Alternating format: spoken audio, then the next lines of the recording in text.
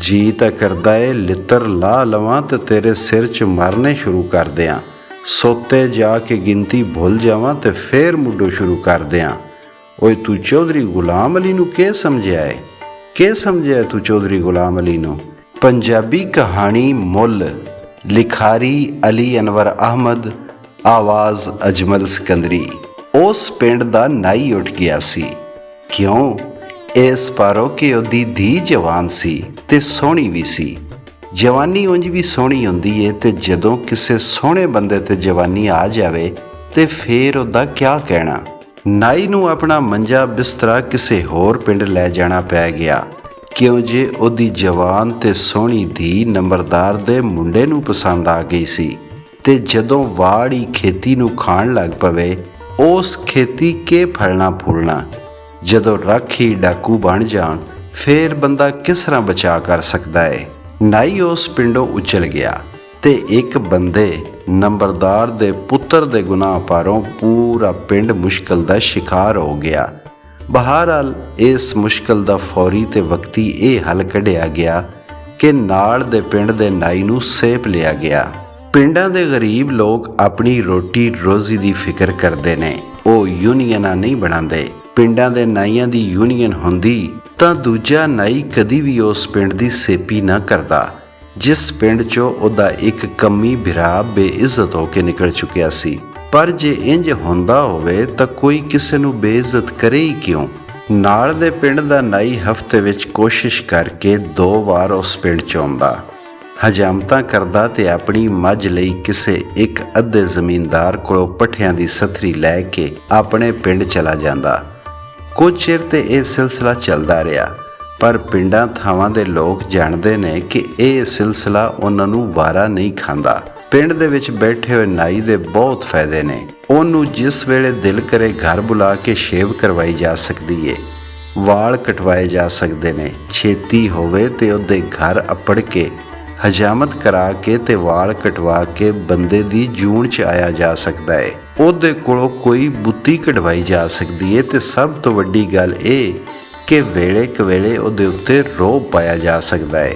ਪਿੰਡ ਦੇ ਦੂਜੇ ਲੋਕ ਤਾਂ ਮਾਰੀ ਕੁੱਟੀ ਦੀਆਂ ਗੁਜ਼ਾਰਾ ਕਰਦੇ ਰਹੇ, ਪਰ ਨੰਬਰਦਾਰ ਸੌੜਾ ਪੈ ਗਿਆ।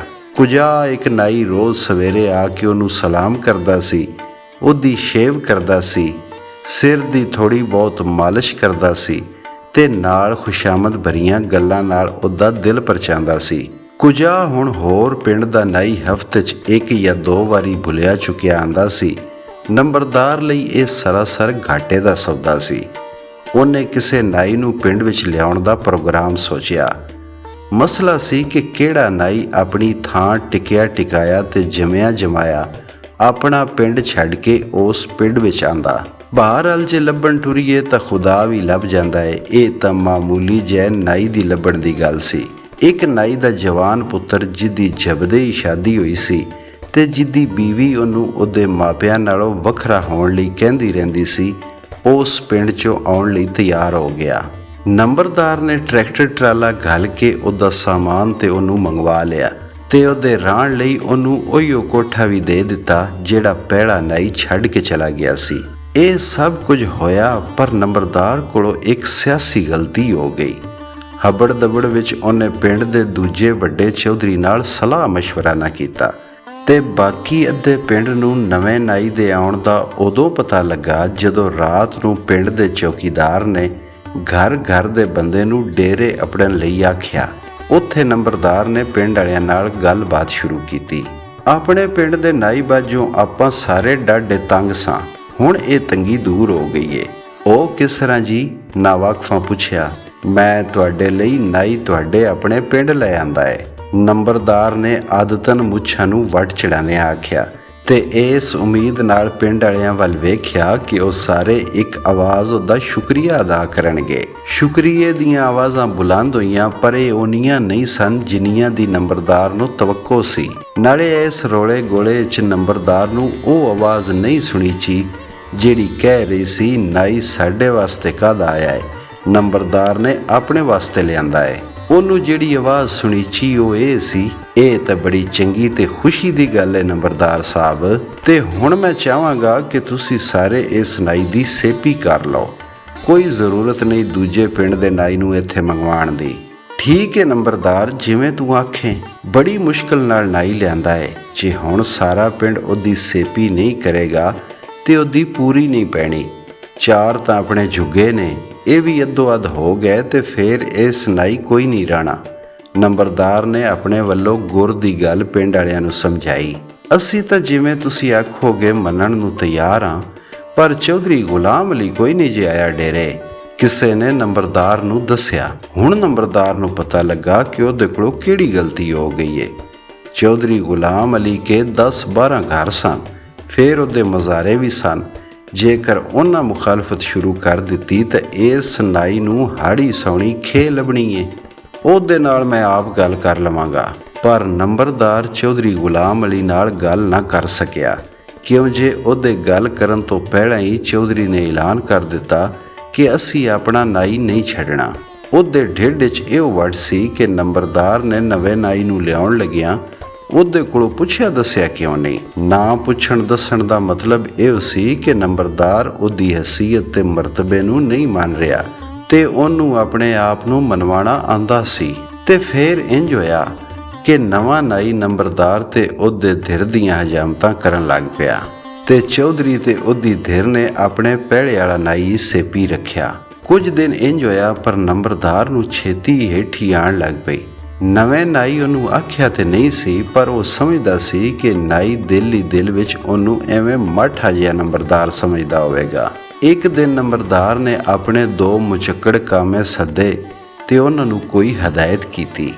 ਉਹਨਾਂ ਇੱਕ ਦਿਨ ਸ਼ਾਮ ਵੇਲੇ ਚੌਧਰੀ ਦੇ ਨਾਈ ਨੂੰ ਉਦੋਂ ਜਾ ਵੜਿਆ ਜਦੋਂ ਹਜਾਮਤਾਂ ਕਰਨ ਤੋਂ ਬਾਅਦ ਪੱਠਿਆਂ ਦੀ ਪੰਡ ਸਿਰ ਤੇ ਚਾ ਕੇ ਆਪਣੇ ਪਿੰਡ ਵੱਲ ਜਾ ਰਿਹਾ ਸੀ। ਸਾਨੂੰ ਨੰਬਰਦਾਰ ਦੀ ਹਦਾਇਤ ਤਾਂ ਹੋਰ ਸੀ, ਪਰ ਤੂੰ ਸਾਡਾ ਕੰਮੀ ਬਿਰਾ ਏ।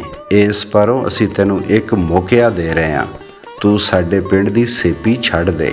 ਮੇਰਾ ਕਸੂਰ ਕੀ ਏ? ਮੇਰਾ ਗੁਨਾਹ ਤੇ ਦੱਸੋ। ਨਾਈ ਨੇ ਅਰਜ਼ ਗੁਜ਼ਾਰੀ।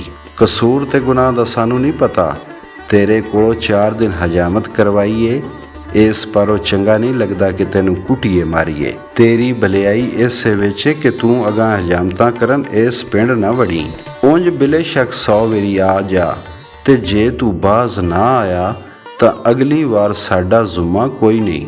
ਇਹ ਗੱਲ ਆਖਣ ਤੋਂ ਬਾਅਦ ਕਾਮਿਆਂ ਪੱਠਿਆਂ ਦੀ ਪੰਡ ਨਾਈ ਦੇ ਸਿਰ ਤੇ ਰੱਖੀ ਤੇ ਆਪ ਆਪਣੇ ਪਿੰਡ ਵੱਲ ਪਰਤ ਆਏ। ਨਾਈ ਡਿੱਗਦਾ ਢਹਿੰਦਾ ਆਪਣੇ ਪਿੰਡ ਦੀ ਰਾਹ ਪਿਆ। ਬਾਂਡੇ 'ਚ ਵੜ ਗਈ ਅਜਿਹੀ ਸੇਪੀ। ਮੈਨੂੰ ਕੋਈ ਸੇਪੀਆਂ ਦੀ ਭੁੱਖ ਏ? ਅੱਲਾ ਦਾ ਦਿੱਤਾ ਬਹੁਤ ਕੁਝ ਏ। ਆਪਾਂ ਤਾਂ ਇਸ ਪਿੰਡ ਵੱਲ ਮੂੰਹ ਕਰਕੇ ਤੱਕਦੇ ਵੀ ਨਹੀਂ। ਕੋਈ ਜਾ ਜਾਂਦੀ ਹੋ ਜਾਂਦੀ ਤਾਂ ਚੌਧਰੀ ਗੁਲਾਮ ਅਲੀ ਦਾ ਕੀ ਜਾਣਾ ਸੀ? ਮਾਰਿਆ ਤੇ ਮੈਂ ਗਰੀਬ ਦੇ ਬਾਲ ਜਾਣਾ ਸੀ। ਉਹ ਆਪਣੇ ਆਪ ਨਾਲ ਗੱਲਾਂ ਕਰਦਾ ਗਿਆ। ਵਾਹ ਦਿਨ ਗੁਜ਼ਰ ਗਏ। ਜਦੋਂ ਨਾਈ ਨਾ ਆਇਆ ਤਾਂ ਚੌਧਰੀ ਨੇ ਉਹਨੂੰ ਮੰਗਵਾਉਣ ਵਾਸਤੇ ਬੰਦਾ ਘੱਲਿਆ। ਪਹਿਲੋਂ ਤਾਂ ਉਹ ਆਵੇ ਹੀ ਨਾ, ਤੇ ਜੇ ਆਇਆ ਹੀ ਆਇਆ ਤਾਂ ਰਛਾਨੀ ਲੈ ਕੇ ਨਾ ਆਇਆ। ਕੀ ਗੱਲ, ਹਥਿਆਰ ਲੈ ਕੇ ਕਿਉਂ ਨਹੀਂ ਆਇਆ ਏ? ਚੌਧਰੀ ਨੇ ਗੁੱਸੇ ਨਾਲ ਪੁੱਛਿਆ।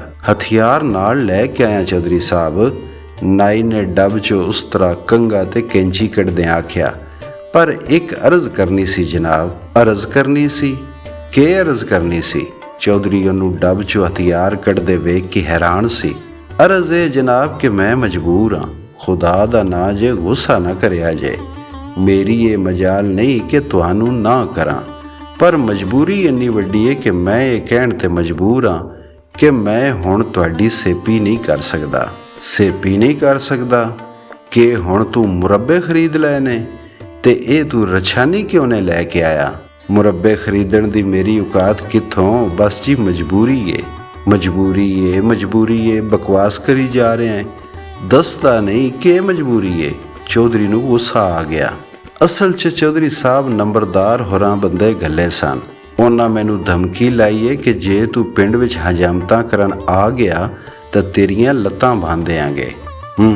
ਲੱਤਾਂ ਬੰਨ੍ਹ ਦਿਆਂਗੇ। ਉਹਨਾਂ ਦੇ ਪਿਓ ਦਾ ਰਾਜ ਹੈ ਨਾ, ਲੱਤਾਂ ਬੰਨ੍ਹ ਦਿਆਂਗੇ।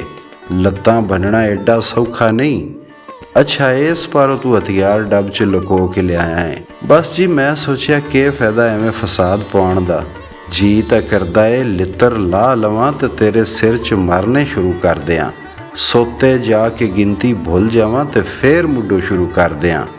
ਓਏ ਤੂੰ ਚੌਧਰੀ ਗੁਲਾਮ ਅਲੀ ਨੂੰ ਕੀ ਸਮਝਿਆ ਏ? ਕਿ ਸਮਝਿਆ ਤੂੰ ਚੌਧਰੀ ਗੁਲਾਮ ਅਲੀ ਨੂੰ? ਕਿਸੇ ਦੀ ਜੁਰਤ ਹੈ ਕਿ ਉਹ ਤੈਨੂੰ ਹੱਥ ਵੀ ਲਾ ਜਾਵੇ, ਤੇ ਜੇ ਕਿਸੇ ਤੈਨੂੰ ਛੇੜਨ ਦੀ ਜੁਰਤ ਕੀਤੀ ਤਾਂ ਮੈਂ ਮੁੱਲ ਪਾ ਦਿਆਂਗਾ। ਪਰ ਜੀ ਤੁਹਾਨੂੰ ਹੋਰ ਨਾਈ ਬਥੇਰੇ, ਤੁਸੀਂ ਖਾਹ ਮਖਾ। ਨਾਈ ਨੇ ਕਹਿਣ ਦੀ ਕੋਸ਼ਿਸ਼ ਕੀਤੀ, ਨਾਈਆਂ ਦੀ ਗੱਲ ਨਹੀਂ, ਗੱਲ ਮੁੱਛ ਦੇ ਉੱਚੀ ਤੇ ਨੀਵੀਂ ਹੋਣ ਦੀ ਏ। ਹੁਣ ਤੇ ਮੇਰੀ ਹਜਾਮਤ ਕਰਨ ਤੂੰ ਹੀ ਆਵੇਂਗਾ। ਨੰਬਰਦਾਰ ਕੀ ਆਖੇਗਾ? ਮੈਂ ਕੋਈ ਉਹਦੇ ਤੋਂ ਯਰਕਣਾ? ਤੂੰ ਬਿਲਾ ਖੌਫ ਆਇਆ ਜਾਇਆ ਕਰ, ਤੇ ਪੈਸੇ ਧੇਲੇ ਤੇ ਕਣਕ ਮੁੰਜੀ ਵੱਲੋਂ ਬੇਫਿਕਰ ਰਵੀਂ। ਮੈਂ ਤੇਰਾ ਘਰ ਭਰ ਦਿਆਂਗਾ। ਨੰਬਰਦਾਰ ਦੇ ਕਾਮਿਆਂ ਤੋਂ ਬਿਲਕੁਲ ਨਾ ਡਰੀ, ਤੇਰਾ ਕੋਈ ਵਾਲ ਵੀ ਵਿੰਗਾ ਨਹੀਂ ਕਰ ਸਕਦਾ, ਤੇ ਜੇਕਰ ਕਿਸੇ ਇੰਜ ਦੀ ਕੋਸ਼ਿਸ਼ ਕੀਤੀ ਤਾਂ ਮੈਂ ਤੇਰੇ ਵਿੰਗੇ ਵਾਲ ਦਾ ਮੁੱਲ ਪਾ ਦਿਆਂਗਾ। ਠੀਕ ਹੈ ਚੌਧਰੀ ਸਾਹਿਬ, ਨਾਈ ਮਰੀ ਹੋਈ ਆਵਾਜ਼ ਵਿੱਚ ਬੋਲਿਆ। ਤੇ ਜਦੋਂ ਇਸ ਮੁਕਾਲਮੇਬਾਜ਼ੀ ਤੋਂ ਬਾਅਦ ਨਾਈ ਵਾਪਸ ਆਪਣੇ ਪਿੰਡ ਦੀ ਰਾਹ ਪਿਆ ਤਾਂ ਨੰਬਰਦਾਰ ਦੇ ਕਾਮਿਆਂ ਨੂੰ ਵੇਖਿਆ ਜ਼ਰੂਰ, ਪਰ ਆਖਿਆ ਕੁਝ ਵੀ ਨਹੀਂ। ਨਾਈ ਦਾ ਹੌਸਲਾ ਵੱਧ ਗਿਆ। ਇਹਦਾ ਮਤਲਬ ਹੈ ਨੰਬਰਦਾਰ ਦੇ ਕਾਮੇ ਮੈਨੂੰ ਗਿੱਦੜ ਭਬਕੀ ਲਾ ਰਹੇ ਸਨ, ਉਹਨੇ ਦਿਲ ਵਿੱਚ ਸੋਚਿਆ। ਤੇ ਇਹ ਉਸ ਦਿਨ ਦੀ ਗੱਲ ਹੈ ਜਿਸ ਦਿਨ ਇੱਕ ਵਾਰੀ ਫੇਰ ਨੰਬਰਦਾਰ ਦੇ ਕਾਮਿਆਂ ਨੇ ਨਾਈ ਨੂੰ ਉਦੋਂ ਜਾ ਢਾਇਆ ਜਦੋਂ ਉਹ ਚੌਧਰੀ ਗੁਲਾਮ ਅਲੀ ਦੀ ਸ਼ੇਵ ਕਰਕੇ ਪੱਠਿਆਂ ਦੀ ਪੰਡ ਸਿਰ ਤੇ ਚਾ ਕੇ ਵਾਪਸ ਆਪਣੇ ਪਿੰਡ ਘਰ ਜਾ ਰਿਹਾ ਸੀ। ਉਹਦੇ ਖਿਆਲਾਂ ਵਿੱਚ ਆਪਣੀ ਮੱਝ ਤੇ ਮੱਝ ਦੀਆਂ ਧਾਰਾਂ ਸਨ ਜਿਹੜੀਆਂ ਉਹਨੇ ਜਾ ਕੇ ਲੈਣੀਆਂ ਸਨ। ਮੱਝ ਉਹਦੇ ਹੱਥ ਤੇ ਪਈ ਸੀ ਤੇ ਉਹਦੇ ਬਗੈਰ ਕਿਸੇ ਹੋਰ ਨੂੰ ਨੇੜੇ ਨਹੀਂ ਆਉਣ ਦਿੰਦੀ ਸੀ, ਪਰ ਉਸ ਦਿਨ ਉਹ ਮੱਝ ਦੀਆਂ ਧਾਰਾਂ ਨਾ ਲੈ ਸਕਿਆ।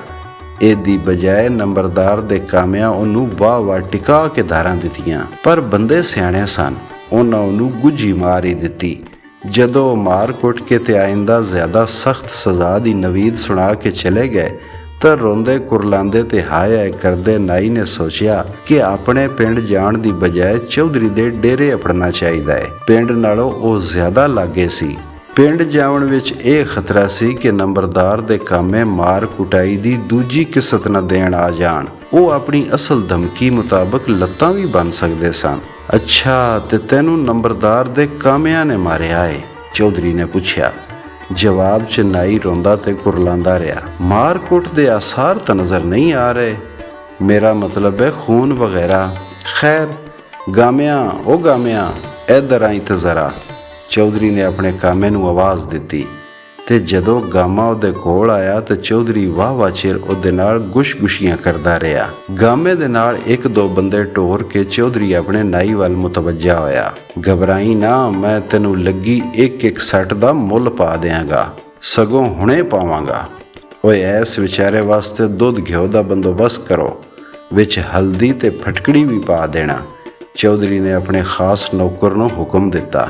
ਮਾਰੇ ਕੁੱਟੇ ਨਾਈ ਨੂੰ ਚੌਧਰੀ ਨੇ ਉਹਦੇ ਪਿੰਡ ਨਹੀਂ ਜਾਣ ਦਿੱਤਾ। ਉਹ ਉੱਥੇ ਡੇਰੇ ਤੇ ਹੀ ਸੌਂ ਗਿਆ। ਅੱਧੀ ਕੁ ਰਾਤ ਵੇਲੇ ਸ਼ੋਰ ਹੋਇਆ ਤਾਂ ਉਹਦੀ ਅੱਖ ਖੁੱਲ੍ਹ ਗਈ। 2-3 ਬੰਦੇ ਇੱਕ ਉਹਦੇ ਵਰਗੇ ਗਰੀਬੜੇ ਤੇ ਮਾੜੇ ਬੰਦੇ ਨੂੰ ਬਿਲਕੁਲ ਉਂਝ ਹੀ ਫੈਂਟੀ ਲਾ ਰਹੇ ਸਨ ਜਿੰਜ ਸ਼ਾਮ ਵੇਲੇ ਨੰਬਰਦਾਰ ਦੇ ਕਾਮਿਆਂ ਨੇ ਉਹਨੂੰ ਲਾਈ ਸੀ। ਤੇ ਹੈਰਾਨੀ ਦੀ ਗੱਲ ਇਹ ਸੀ ਕਿ ਉਹ ਬੰਦਾ ਬਿਲਕੁਲ ਉਹਦੇ ਵਾਂਗੂ ਹੀ ਰੋਂਦਾ ਤੇ ਕੁਰਲਾਉਂਦਾ ਪਿਆ ਸੀ। ਉਹ ਮੈਂ ਬੇਕਸੂਰ ਹਾਂ, ਉਹ ਮੈਨੂੰ ਮੇਰਾ ਗੁਨਾਹ ਤਾਂ ਦੱਸੋ, ਹਾਏ ਮੈਂ ਮਰ ਗਿਆ, ਉਹ ਮੇਰੀ ਤੌਬਾ, ਮੇਰੇ ਵੱਡਿਆਂ ਦੀ ਤੌਬਾ, ਜ਼ਾਲਮੋ ਮੇਰਾ ਗੁਨਾਹ ਤਾਂ ਦੱਸੋ, ਹਾਏ ਮਾਂ। ਆਖਰ ਉਹ ਬੰਦਾ ਅਧਮੋਇਆ ਹੋ ਕੇ ਚੁੱਪ ਹੋ ਗਿਆ, ਸ਼ਾਇਦ ਬੇਹੋਸ਼ ਹੋ ਗਿਆ ਸੀ। ਇੰਨੇ ਚਿਰ ਨੂੰ ਨਾਈ ਦੀ ਅੱਖ ਪੂਰੀ ਤਰ੍ਹਾਂ ਖੁੱਲ੍ਹ ਗਈ ਤੇ ਉਹਨੂੰ ਕੁਝ ਸੁਰਤ ਆਈ ਤਾਂ ਉਹਨੇ ਮਾਰ ਖਾਣ ਵਾਲੇ ਬੰਦੇ ਨੂੰ ਗੌਰ ਨਾਲ ਵੇਖਿਆ। ਵਾਹ ਚਿਰ ਉਹਨੂੰ ਸਿਆਣਨ ਦੀ ਕੋਸ਼ਿਸ਼ ਕਰਦਾ ਰਿਹਾ ਤੇ ਅਖੀਰੀ ਸਿਆਣ ਕੇ ਦੁਬਾਰਾ ਮੰਜੇ ਤੇ ਡਿੱਗ ਪਿਆ। ਚੌਧਰੀ ਗੁਲਾਮ ਅਲੀ ਨੇ ਉਹਨੂੰ ਲੱਗੀਆਂ ਸੱਟਾਂ ਦਾ ਮੁੱਲ ਪਾ ਦਿੱਤਾ ਸੀ। ਉਹਨੇ ਨੰਬਰਦਾਰ ਦੇ ਨਾਈ ਨੂੰ ਬਿਲਕੁਲ ਇੰਜੇ ਫੈਂਟੀ ਲਵਾਈ ਸੀ ਜਿਵੇਂ ਨੰਬਰਦਾਰ ਨੇ ਉਹਦੇ ਨਾਈ ਨੂੰ ਕੁਟਾਇਆ ਸੀ।